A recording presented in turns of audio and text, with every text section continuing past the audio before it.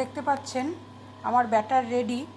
তো আমার এটার মধ্যে আছে, আপনাদেরকে প্রথমেই বলেছি, ছোলা আছে, মুগ কড়াই আছে, 2 কোয়া রসুন আছে, একটা পেঁয়াজ আছে, ধনেপাতা আছে, ওটস আছে, সুজি আছে।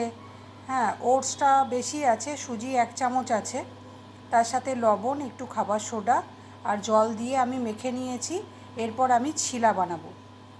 তো ছিলা বানাতে দেখুন আমি অ্যামোয়ে কুইন কুকওয়্যার নিয়েছি, এটাকে জাস্ট গরম করে নিয়েছি।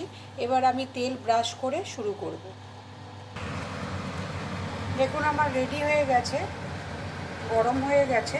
এবার আমি ছিলাটা দিচ্ছি। আমার একটু থিকনেস হয়ে গেছে, তো আমাকে এখানে একটু জল দিতে হবে, থিকনেসের জন্য একটু জল দিতে হবে পাতলা করার জন্য। আমি একটা দিয়েই দিলাম, দিয়ে দেখা যাক কী হয়। দেখুন খুব সুন্দর একটা কালার এসে গেছে, ব্রাউন কালার। তো এইভাবে আমি ছিলাগুলোকে বানিয়ে নেব।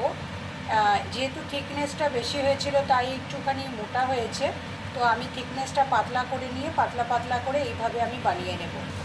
সেকেন্ড ব্যাটারটা দিয়ে আমি আরও একটা বানাতে চলেছি। দেখুন ছিলাটা, তো ব্যাটারটাকে একটু পাতলা করে নেওয়ার পর থিকনেসটা একটু কমেছে এবং ভালো দেখতেও লাগছে। দেখুন ছিলা রেডি হয়ে গেছে। সুস্বাদু ব্রেকফাস্ট, প্রোটিন জাতীয়।